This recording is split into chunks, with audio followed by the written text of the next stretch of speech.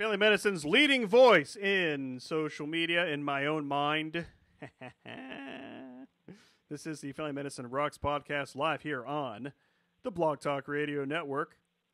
So let's talk about this here. So last week I was in Overland Park, Kansas to attend the Patient Center Medical Home meeting from the Kansas Initiative there, partly funded by the Kansas Academy of Family Physicians. Shout out to everybody out there from the KAFP, including Carolyn Gaughan and her crew.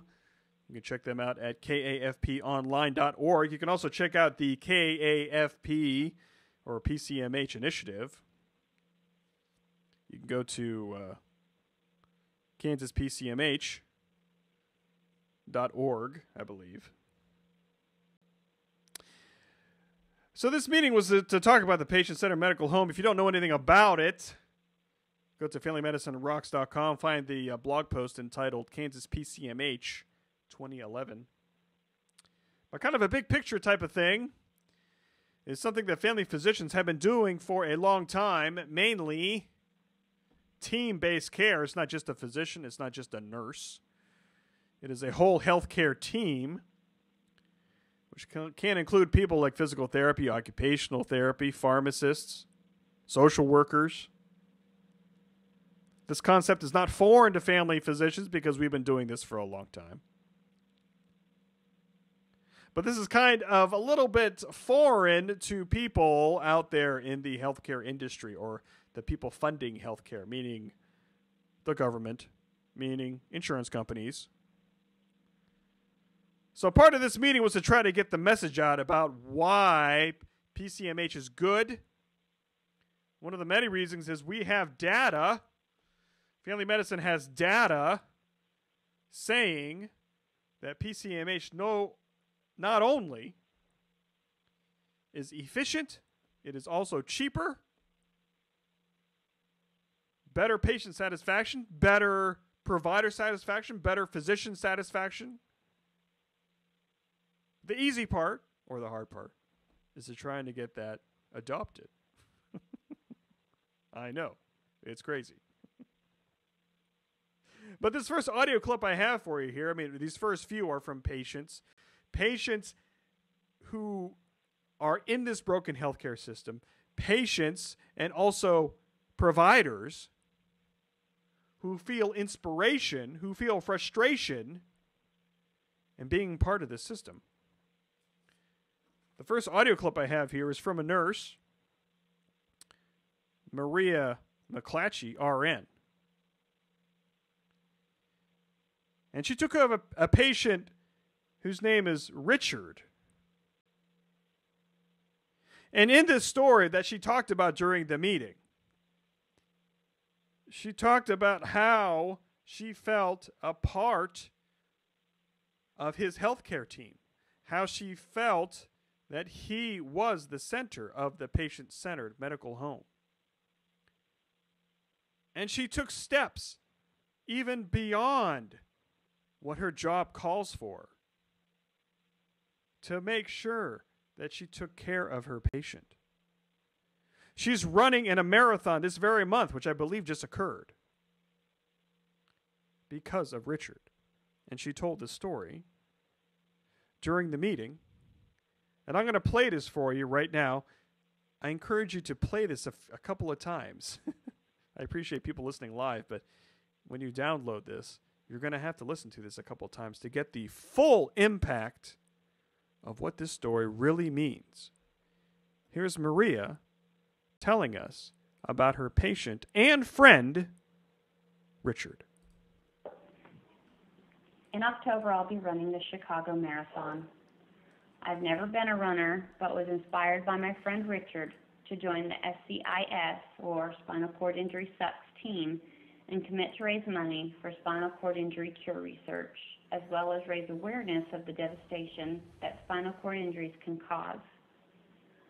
Unfortunately, I'm running not only in honor of Richard, but in memory of him, as Richard passed from complications of quadriplegia last February.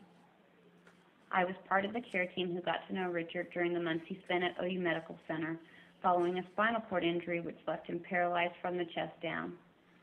He shared with me the things he loved before his injury, how he lived an active and full life while teaching others to do the same. I'd like to share with you the story about Richard and what may be learned from the patient who is at the center of our care. Richard was admitted to the trauma ICU May 5, 2010, following a bike accident which fractured his neck and injured his spinal cord. I remember the first 2 days with him very clearly. Naturally, he was scared, unsure, distraught, but behind the anxiety, he was still Richard, an active, health-conscious person who, despite the stress of the situation, made sure his mother was bringing him tilapia and protein shakes rather than having to eat the unhealthy food at the cafeteria. I remember being amused by this, as I was almost 7 months pregnant and jumped at any chance to eat unhealthy. At the end of his second day, the swelling in his spinal cord had begun to suppress Richard's ability to breathe, and as a result, he was sedated and placed on a ventilator. This was the last time I saw Richard for almost 2 months. That night, as I was leaving, I went into premature labor and was placed on bed rest for the remainder of my pregnancy. I returned to work on July 5th and was surprised to see Richard still on the unit. He was still ventilator dependent, so communication was difficult. We rely heavily on lip reading to communicate with ventilated patients, and this is a skill that Richard helped me perfect. Each day I spent caring for Richard and his mother, Sharon, who were there every day. I learned a bit more about him and all the things he enjoyed in life. I used his expertise as a personal trainer to begin losing my pregnancy weight, and in September, when a group of nurses on the unit started a weight loss competition, Richard created a personal workout regimen for me. He cheered me on and also made sure I gave up my 3 Coke Zero a day habit. While I didn't win the competition, I lost by half a pound. Sharon and Richard had a special workout shirt made for me that read proudly, "Body by Dick," which is what some of his friends jokingly referred to his personal training endeavors as. I had the pleasure of spending 9 months with Richard and Sharon and the rest of the family. I came to love Richard for who he had been and who he was becoming. He may not have meant to, but he taught me that I'm not caring for a spinal cord injury. I am caring for a person with a spinal cord injury. I'm a better person and definitely a better nurse because of Richard. I'm now trying to pay it forward by raising money for spinal cord injury research, and I feel it's important to share his story. Spinal cord injuries are, unfortunately, a very common injury and devastate those injured as well as their family and friends. It's difficult for us as healthcare providers. As a nurse on a level 1 trauma unit, we can often feel like we are fighting a losing battle. We have to remember we are caring for a person, not an injury. And often the people who need our care the most is the family of the patient whose life we touch, even if for a short time. There are some patients who we just cannot physically save. But providing patient-centered care means that we know each patient is a person, each family unique, and regardless of the outcome, we can rest assured at the end of the day that we have truly cared for our patients. Richard will not be there at the finish line to celebrate my run, but the impact he has had on my life will live on forever. I got to talk to Maria during the conference and got to know her a little bit, and we got to dig deeper into her story and to Richard's story. And there's nothing like talking not only with patients but their caregivers about the impact that one person has on another person. I mean, when you hear that audio clip, when you read about it, I mean, you visualize, this person on a ventilator. But with her words and her description, she enriches the whole situation. She tells how this patient inspired her to a point where she changed her life. She became more conscious about her health. She trained for a marathon. She's going to be running in a marathon this month. And it is those type of stories that need to be told. To say, hey, above all the politics that goes on to healthcare, healthcare is such a politically charged word. Healthcare reform is such a politically charged word or set of words. You have to dig deeper into it